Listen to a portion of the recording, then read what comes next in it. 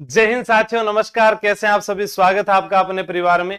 जैसा कि चतुर्थ श्रेणी कर्मचारी की भर्ती जो है उसका रिजल्ट जो है उसको लेकर हर किसी को इंतजार है, क्योंकि इंतजार क्यों ना हो, स्वाभाविक सी बात है कि 53,749 लोगों के घर जो है वो रोशन हो जाएंगे।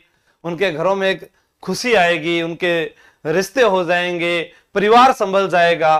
क्योंकि जैसा कि हम देख रहे हैं कि लाइब्रेरियन भर्ती जो हुई, अभी इसका रिजल्ट आया तो विवादित रहा। ये आज विवादित नहीं है, ये आज से पहले भी विवादित रहा है। आप पिछली लाइब्रेरियन भर्ती को भी उठाकर देखेंगे तो आप देखेंगे वहां पर भी कहीं ना कहीं घोटाला हुआ है कि नंबर कट ऑफ जो सोची गई थी उससे ज्यादा गई, या फिर कोई ओएमआर घोटाले की बात आई हो। वैसे ही अभी चतुर्थ श्रेणी कर्मचारी के लिए बहुत सारे विद्यार्थी कहते हैं बस अब जल्दी से रिजल्ट आ जाए। जितना लेट रिजल्ट आएगा मेरे हिसाब से आपको उतना फायदा है। अब वो फायदा कईयों को लग सकता है कि हो भी सकता है, कईयों को लग सकता है नहीं भी हो सकता।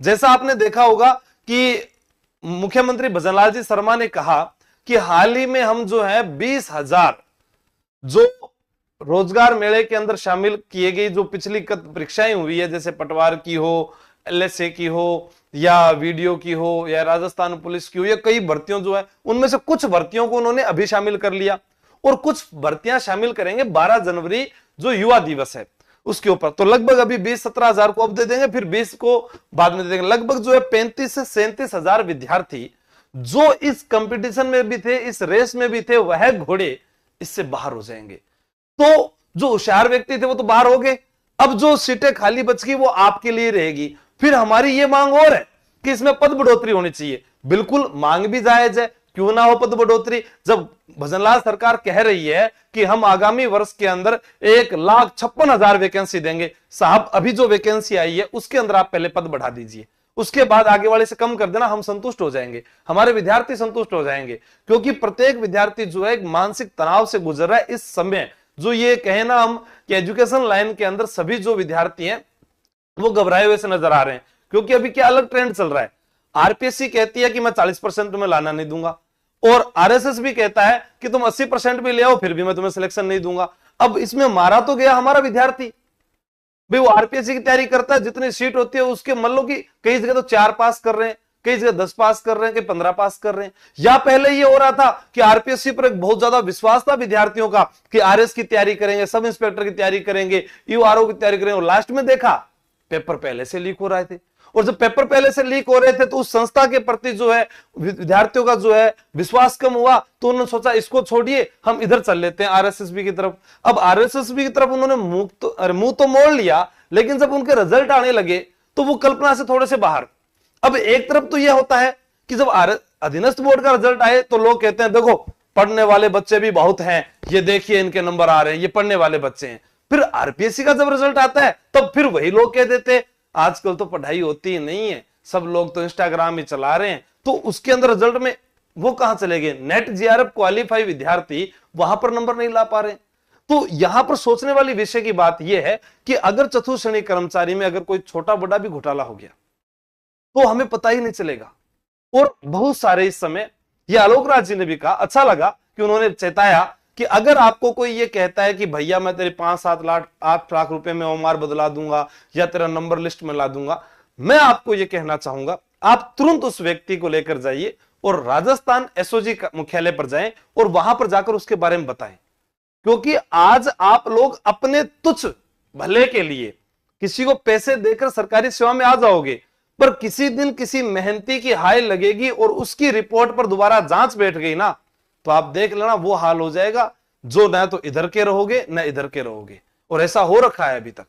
फिर वही कोर्ट, सुप्रीम कोर्ट, फिर वहां यहां, और फिर 2-3 साल बाद में जब भर्ती रद्द हो जाती है तो फिर वो सारे सपने चकनाचूर हो जाते हैं।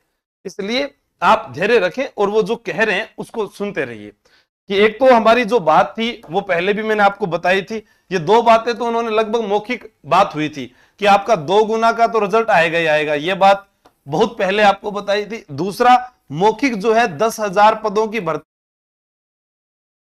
लेकिन विद्यार्थी कह रहे हैं कि 20 कर दो, इसको बढ़ाकर 30 कर दो। अब ये सरकार के हाथ में, वो करते हैं या नहीं करते। हमने वीडियो के माध्यम से, ज्ञापन के माध्यम से, जो संभागीय मुख्यालय है या तहसील स्तर पर है, जिला स्तर पर है, वहां पर प्रत्येक विद्यार्थियों ने अपनी तरफ से, या जो कोई भी अध्यक्ष वगैरह है, उन सब ने प्रयास किए, जिन लोगों ने भी प्रयास किए उन सबको बहुत बहुत धन्यवाद कि कोई ना कोई इस बेरोजगारी से मुक्ति पाए, कहीं ना कहीं उसे एक स्टैंड मिल जाए। ठीक है Sharma ji, no input in increase post in 4th class भर्ती, येट कुछ भी सूचना नहीं है पदों के बढ़ने की। ये एक दिन ऐसा आया, महोदय आप जवाब क्यों नहीं देते हो मेरी किसी बात का? पहले आप 4th क्लास के 21 लाख कैंडिडेट रिजल्ट पर एक मत हो जाओ, 31 दिसंबर से पहले जारी करो, 15 जनवरी तक जारी करो, L1 और L2 के रिजल्ट के बाद जारी करो, जब रिजल्ट्स के बाद 26 जून में जारी करो, जब तक पद नहीं बढ़ते जारी मत करो। सब अपने अपने हिसाब से ही सोचते हैं, बिल्कुल विद्यार्थी जो है वो अपने अपने हिसाब से ही सोचता है, क्योंकि वो बहुत ज्यादा परेशान हो रखा है।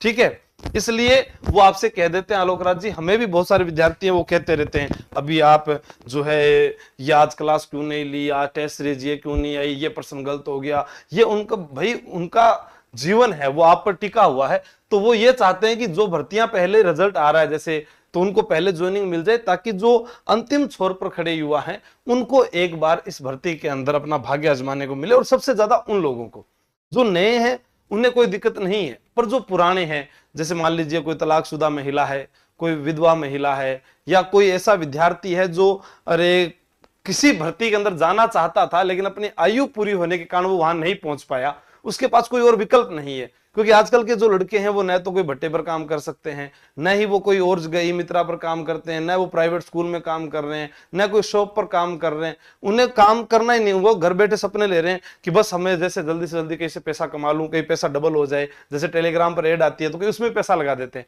फिर कहते हैं सर फ्रॉड हो गया। अरे ऐसा कभी होता है क्या? काम करोगे, मेहनत करोगे तो ही फल मिलेगा। अब फिर वो कहेंगे कि हाँ सर हमने मेहनत की, हमारा रिजल्ट नहीं आया। जैसे अभी राजस्थान पुलिस के अंदर मैंने देखा बहुत सारे विद्यार्थी फिजिकल में फेल हो रहे हैं। इतना फिजिकल का आयोजन करवाया, इतने वीडियो बनवाए मैंने, इतना लोगों को बुलाया, खुद की तरफ से पैसे दे देकर इनाम दिए, केले खिलाए, मैं कहा भागो, मोटिवेशन दिया उनको, क्योंकि ये जीवन में मौका बार बार नहीं आता है। लेकिन हाँ अब फिर वो 2026 में भर्ती में वापस आएंगे, फिर बाद में वो सैड स्टेटस लगाना, मुझे बहुत दुख होता है कि कोई विद्यार्थी ऐसा क्यों करता है। आखिर अपनी कमी के कारण हम फेल हो जाएं और सैड स्टेटस लगाकर लोगों की सहानुभूति लेते हैं, वो सबसे कमजोर होते हैं अपने जीवन में। मेरा मोबाइल व्हाट्सएप नंबर जिनके पास है, कभी भी देखना, सिंगल डे अगर आपको कभी सैड स्टेटस मिल जाए तो मुझे कॉल करना, सर आपने स्टेटस क्यों लगा रखा था? मैंने तो एक बार गलती से लगा दिया, सबने पूछा रे आपको हो क्या गया? जिंदा दिल हो यार, हंसते रहो, मुस्कुराते रहो, और मतलब वे कह रहे हैं लाठा रिया करो थे। ठीक है, रविंद्र सिंह भाटी नहीं कहते लाठा रिया करो, तो वैसे मजबूत रहो आप। आपको पता है कि पुलिस में जाना है तो पहले फिजिकल फिट रहिए, फिर उसका सपना देखिए। अगर आपको एलडीसी में जाना है तो पहले टाइपिंग सीखिए, अगर आपको पटवार में जाना है तो पहले आरएससीआईटी का कोर्स कीजिएगा। पुलिस वालों के लिए डिप्लोमा होता है, वो भी आपको होना चाहिए। ये सब समझदारी की बातें आपके पास होनी चाहिए। ठीक है, अब यहां उन्होंने बोला कि सर आप मत नहीं हो, वो आई बात, 4th क्लास में ओमार काफी पहले स्कैन हो चुके हैं, फिर भी कोई दलालों से भरोसा रखते हैं। आपके 8 लाख 6-7 लाख जो है वो अपने आप नहीं हुआ तो 6-7 लाख लौटा देंगे। ऐसा होता है बहुत बार। पहले कुछ डिफेंस अकेडमियां हुआ करती थी, वो कहती थी लाओ 2 लाख रुपए दो, फिर हम आपका बच्चा सिलेक्शन हो जाएगा तो 2 लाख रख लेंगे, नहीं होगा तो हम 1 लाख आपको वापस दे देंगे। ठीक है, उसके अंदर क्या होता था, जैसे 100 जनों के एडमिशन ले लिए, अब उनको फुल मेहनत करवाते थे, उसमें से 50-60 का हो जाता था, 50-60 का नहीं होता वापस भी दे देते थे। लेकिन वो पैसा जब उनके पास 1 साल तक रह जाता था, तब तक कोई वो प्लाट खरीद लेते थे, तो वो पैसा तो डबल हो गया ना, अगले परिवार को नुकसान हुआ। क्योंकि मेहनत यहाँ विद्यार्थी को करनी है, यहाँ कोई नहीं करेगा। आपकी जिंदगी में जो रोशनी आएगी ना, वो आपके कारण आएगी, मेरे कारण नहीं आएगी। मैं आपको सिर्फ उत्तेजित कर सकता हूं। जैसे कोई पुलिस की तैयारी करने आया, कोई पटवार की तैयारी करने आया, कोई वीडियो की तैयारी करने आया, कोई शिक्षक भर्ती की तैयारी करने आया, मैं ये कह सकता हूं हाँ आपके पास डिग्री है, आप मेहनती हैं, आप सबसे योग्य हैं, आपका जैसा कोई नहीं, आप नौकरी लग सकते हैं। पर पढ़ना किसको है? आपको ही पढ़ना है। किसी भी जगह चले जाओ, किसी भी इंस्टीट्यूट में चले जाओ, कहीं पर भी चले जाओ, तो मैं लगता होगा कि मैं आरएस की तैयारी कर रहा हूं। सिलेबस याद नहीं उन लोगों को, वो भी तैयारी कर रहे हैं, प्री का नहीं पता, मेंस का नहीं पता, फिर वो भी पूछोगे तो तैयारी कर रहा हूं। और लास्ट में उन्होंने यहां पर भी भाग्य आजमाया है, छुप छुप कर आजमाया है। ठीक है, ये समय आने पर आपको डिग्रियां पता चल जाएगी क्या पदों में वृद्धि हो रही है। ये प्रयास कर रहे हैं हेमराज जी, तो देखते हैं क्या प्रयास रहता है इनका। ये देखो, पद वृद्धि तो होगी तो जरूर उसको रिजल्ट में शामिल करेंगे। अभी डीवी 2 गुना ही किए जाने का प्लान है। ये सारे आप लोगों ने देखे हैं। 4th क्लास के 6 पेपर के 600 प्रश्नों में 150 प्रश्नों पर लगभग 1400 ऑब्जेक्शन लगाए गए हैं। तो जितने भी साथी हैं उनसे यही कहूंगा, धैर्य, अनुशासन,